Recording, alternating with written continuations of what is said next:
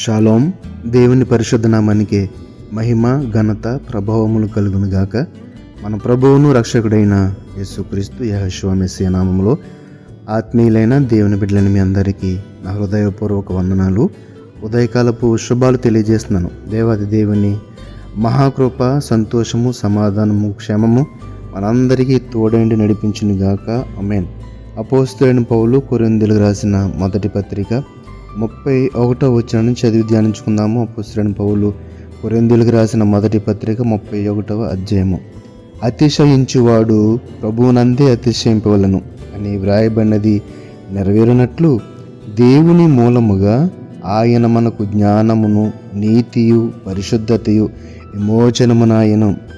మరొకసారి చదువుతున్నాను. అతిశయించువాడు ప్రభువునందే అతిశయించవలను అని వ్రాయబడినది నెరవేరినట్లు దేవుని మూలముగా ఆయన అనగా యేసుక్రీస్తు యెహోషువ మెస్సియా మనకు జ్ఞానమయ్యాడు, నీతి అయ్యాడు, పరిశుద్ధత అయ్యాడు, విమోచనము అయ్యాడు. అయితే ఇది నెరవేరుటకు మనము మన యొక్క ధైర్యము, మన యొక్క ఆలోచన, మన జ్ఞానము, మన యొక్క అతిశయం అన్నీ కూడా ఆయనే అవ్వాలనేది ఇక్కడ యొక్క వాక్యం యొక్క అర్థము. అంటే దేవుని కలిగి ఉన్న మనము ఎన్నో శోధనలు, వేదనలు, కష్ట నష్టాల్లో కూడా ధైర్యం కలిగిన వారే జీవించాలి. ఎందుకంటే ఇక్కడ చూస్తే కనుక 2వ భాగం అంతా దేవుని మూలముగా ఆయన అనగా యెహోషువ మనకు జ్ఞానము, నీతి, పరిశుద్ధత. అంటే దేవుడు మన నుంచి ఏమి కోరుకుంటున్నాడో దానిని మనము ధర్మశాస్త్రం మూలంగా నెరవేర్చలేకపోయాము కాబట్టి దానిని మన తరపున నెరవేర్చుటకు మన ప్రభు అయిన యేసుక్రీస్తు యెహోషువ మెస్సియా దీన్ని నెరవేరుస్తున్నాడని ఇక్కడ వాక్యం మర్మముగా మనం గ్రహించవచ్చు. కాబట్టి అతిశయించువాడు ప్రభువునందే అతిశయింపవలను. మనము ఒకవేళ ధైర్యం కలిగి ఉన్న, గర్వం కలిగి ఉన్న, జ్ఞానము అన్నీ కూడా దేని మూలంగానండి మనం కలిగి ఉన్న మన దేవుని మూలముగా మాత్రమే కలిగి ఉండాలి. కొలస్సీయులకు రాసిన పత్రిక 2వ అధ్యాయము 2వ వచనం. నేను ఎంతగా పోరాడుచున్నానో మీరు తెలుసుకొని కోరుచున్నాను. వారు ప్రేమయందు అతుకుబడి సంపూర్ణ గ్రహింపు యొక్క సకల ఐశ్వర్యం కలిగిన వారే దేవుని మర్మమై ఉన్న క్రీస్తును అలాగే మెస్సియాను స్పష్టంగా తెలుసుకున్న వారై తమ హృదయములలో ఆదరణ పొందవలని వారందరి కొరకు పోరాడుచున్నాను.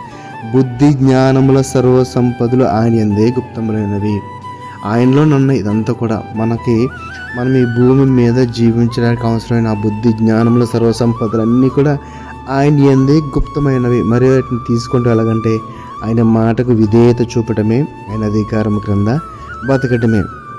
ఉదాహరణకి ఈ లోకంలో ఒక రాజకీయ పార్టీలు రాజ్య పరిపాలన చేస్తున్నప్పుడు వారు ప్రకటించిన ఆ యొక్క ఏమంటారు వాటిని, వాళ్ళు ప్రమాణాలు చేస్తారు కదండి, అది ఇస్తామని. అవన్నీ కూడా పొందాలంటే కొన్ని అర్హతలను వాళ్ళు పెడుతూ ఉంటారు. ఆధార్ కార్డు ఉండాలి, లేకపోతే ఈ యొక్క సంపద ఎంత ఉండాలి, ఎంత గురించి తక్కువ ఉంటేనే మీరు దానికి అర్హులు అని చెప్పి ఆ పథకాలను ప్రకటిస్తూ ఉంటారు కదా. ఇది ఇక్కడ చూస్తే కనుక బుద్ధి జ్ఞానంలో సర్వ సంపదలు ఆయన యందే గుప్తములై ఉన్నవి. అవి వాటికి మనకి అర్హత ఏంటంటే ఆయన మాట వినటము, ఆయనను ఆరాధించడం, ఆయన గణపరచడము, ఆయనకు లోబడి జీవించడము. అవన్నీ అది చేసినప్పుడు ఆ యొక్క బుద్ధి జ్ఞానంలోని తండ్రి అయిన దేవుడు ఆయన బిడ్డలుగా బ్రతుకుచున్నాం కదా, మనము వాటిని ధారాళముగా మనం అడగకుండానే ఆయన ఇస్తాడని మనము గ్రహించాలి. కాబట్టి నా ప్రియమైన సహోదరులు మరొక భాగం చదువుదాం. ఇర్మియా గ్రంథంలో ఒక మాటను చదువుదాము. ఇర్మియా గ్రంథము ఇది 17 వచ్చేమనుకుంటా. ఇర్మియా గ్రంథము 9వ అధ్యాయము 24 వచనం. అతిశయించువాడు దేనిని బట్టి అతిశయించవలనగా భూమి మీద కృప చూపుచు నీతి న్యాయములు జరిగించుచునున్న యెహోవాను నేనే అని గ్రహించి నన్ను పరిశీలనగా తెలుసుకునుట బట్టి అతిశయింపవలను. అట్టి వాటిలో నేను ఆనందించువాడనని యెహోవా సెలవుచున్నాడు. అలాగా ఆయన బుద్ధి జ్ఞానములు సర్వసంపదలను పరిశీలిస్తూ ఆయన ద్వారా మనం బ్రతుకుతూ ఉంటే కనుక ఆయనే మనకు ధైర్యమయ్యి, ఆయనే మన బుద్ధి జ్ఞానములు సర్వసంపదలయ్యి మనం బ్రతుకుతూ ఉంటే కనుక దానిని బట్టైనా ఆనందించుచున్నాడంట. ఎప్పుడైతే ఆయన మీద ఆధారపడతామో, ఆయన అధికారం ఒప్పుకుంటామో అప్పుడే ఆయనకి ఆనందము. ఆయనను గణపరచడం, ఆయన గణపరుస్తూ ఉంటేనే ఆయన కాబట్టి ఆయనను ఆనందింప చేసేవారుగా మనం ఉండాలంటే ఆయన మాటకు లోబడాలి, ఆయన మాటకు విధేయత చూపాలి. ఆయన చిత్తమునకు మనం తల ఉంచి ఆయన చిత్తం చొప్పున మనం బ్రతకాలి. అట్టి కృప తండ్రి అయిన దేవుడు మనందరికీ దయచేయనిగాక.